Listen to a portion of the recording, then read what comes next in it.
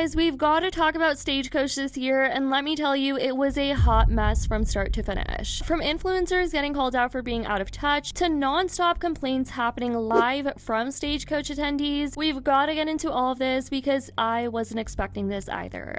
So for starters, if you don't know, Stagecoach is another festival pretty similar to Coachella, but has more of a country vibe to it. Let's go on easy mode and kickstart this with the Lynn drama. This week, influencer Lynn has been facing major backlash after posting a video about her Stagecoach accommodations, or more accurately, the lack of them. Tara has over 5 million followers, and in a TikTok video that went absolutely viral, she explained that she really wanted a brand to send her to Stagecoach for free. She mentioned how a lot of influencers get these kind of perks to attend festivals, but that's never happened for her. So she reached out to multiple brands asking them to sponsor her trip to Stagecoach. Finally, a brand agreed to send her, and she was pumped. However, the brand ended up ghosting her and left her without tickets to the festival. I have another whiny influencer rant. Well, I'm not whining, and it's not really a rant. I am just so frustrated. So I have been putting in some serious hours this year trying to get brand sponsorships for festivals because festivals are f***ing expensive, and if you had the tools to go to festivals for free, you would utilize them to the best of your ability as well. Okay, I can't even tell you how many brands I've reached out to this year for like Coachella and Stagecoach. I would say close to 100 brands I've reached out to, and I have like different pitches for everyone. I don't just copy and paste the same message when I'm like outreaching to brands for festivals. I customize it to them. I come up with different ideas depending on the brand, so each like pitch that I make is custom. So it takes a long time. I've been working really hard at this because festivals are expensive, and I don't get shit handed to me, okay? A lot of the influencers that go to festivals for free, brands are just in their email like, we want to send you to Coachella. I don't get that. I have to reach out to the brands myself and beg, and I get rejected a lot, and that's okay. 2 brands said yes to me for Stagecoach. 2. One of them was offering me just tickets, and then the other brand was offering me tickets and accommodations. So obviously I said yes to the tickets and accommodations brand, and I love this brand. I've been working with this brand since summer of 2020 when I first started TikTok. They're obsessed with me. I'm obsessed with them. I've done countless amount of brand deals with them. I love them so much. We have a great relationship. So when they said yes to this partnership, this was like 2 weeks ago maybe, I invited my best friend from Rhode Island. Her name is Olivia. I invited her to be my +1 at Stagecoach. I got her flight for her. We have our outfits all ready. We're going to Stagecoach, okay? My manager and this brand have been emailing back and forth, talking about deliverables, talking about all the stuff. They emailed me last Tuesday and said, okay, we're ready to confirm on our end if you can confirm these deliverables. We replied immediately and said, yep, everything sounds good. They have not answered since last Tuesday, and I am just so beyond frustrated because Stagecoach is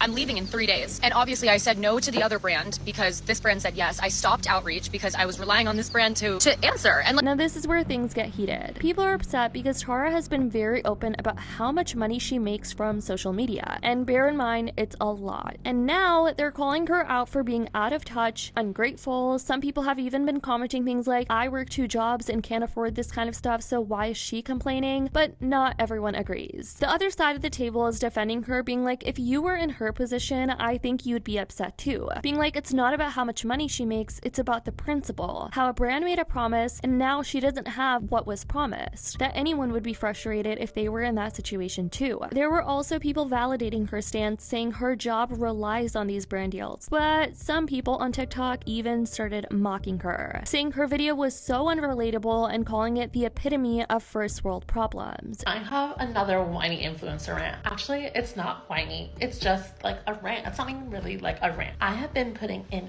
serious work to be able to get free tickets to these festivals because I love festivals. Festivals are my favorite thing in the world. I've been putting in serious work, like literally no one would understand. Now let's debrief about the actual complaints that took place at Stagecoach. So this week, all over social media, Stagecoach attendees voiced significant frustration about the festival's setup, particularly the fact that there were only 2 stages to accommodate over 100,000 attendees. The major complaint was that with such a huge crowd, limiting the stages made the experience feel overcrowded and chaotic, especially when fans couldn't get a good view of the performances they paid a lot of money to see. Many people took to social media calling out the festival for mismanaging the logistics. The festival was booking too large of talent for such limited stages, which created bottlenecks and made it difficult for everyone to enjoy the performances. Fans just felt that with a crowd that big, there should have been more stages to distribute the audience and ensure that the experience wasn't so cramped. All day, shoulder-to-shoulder crowds and only 2 stages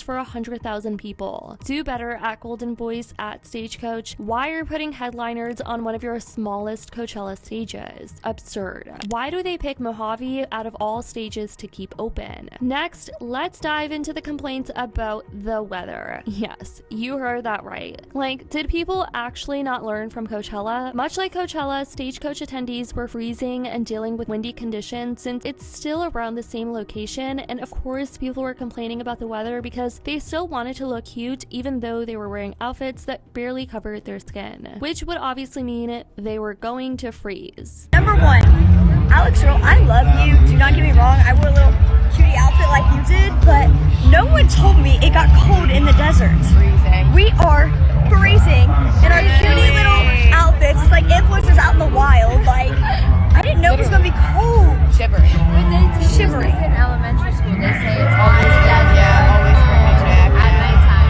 Yeah. No, it's, I have one, but I don't want my jacket's on the bus, but it's freezing. And it only gets worse from here, y'all. Skoltzy, another TikToker, shared her experience in a story time where she revealed how she blacked out at Stagecoach in the most unexpected way. When I was listening to her story time, I was not expecting this ending, you guys, and now people are urging her to reach out to an attorney and sue the staff over what happened. Okay, so I'm at Stagecoach and I've been having a great time until what happened last night, and I just still cannot believe this happened. Like, absolutely crazy. So I wanted to see T-Pain, got there like 40 minutes before his set started. I got a really good spot and maybe like 10 people back from the barricade. So everyone's just waiting around for the show to start. We get to maybe 10 minutes before and security comes out and starts passing out waters to the people in the front of the crowd.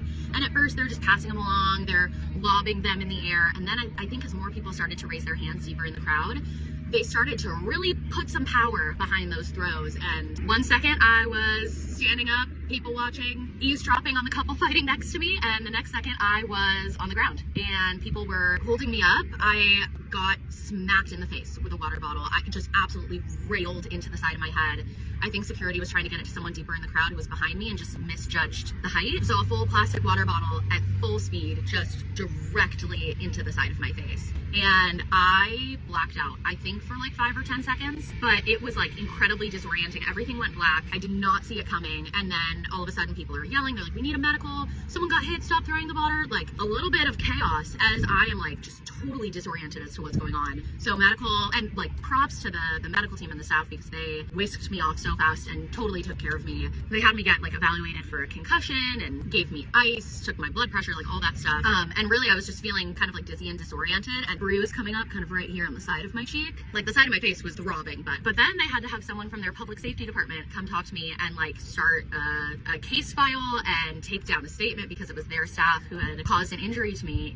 And that was just an absolutely crazy night, and I did not get to see T-Pain. All the comments, you may need an attorney, but I would absolutely have them reimburse any medical expenses plus your ticket cost. Follow up with your primary care doctor. Now, why the heck would they think throwing full bottles of water was a good idea? Please, please, please do a follow-up for a head injury after Stagecoach. I know you got checked there, but another evaluation is always good to have. Or girl, you gotta cause a little trouble with Stagecoach because of this. At very least, ask for some type of compensation from them. How irresponsible of the security. Moms can't catch a break from chaos even away from their kids. You got this, friend. Stay kind and confident as always. Hopefully Skoltzy's okay and wishing her the best, but now for a moment of confusion and one that gave many people a mini heart attack. In case you weren't aware, Bryan does this thing in his shows where he stages himself fainting all of a sudden at a certain part of his performance. However, it is all part of a planned stunt and it's just a part of his theatrical performance. There was a similar incident during his previous tour last year, but at Stagecoach this year, he did it once again, and boy, it caused confusion among fans and emergency responders who believed it was a real medical emergency, you guys.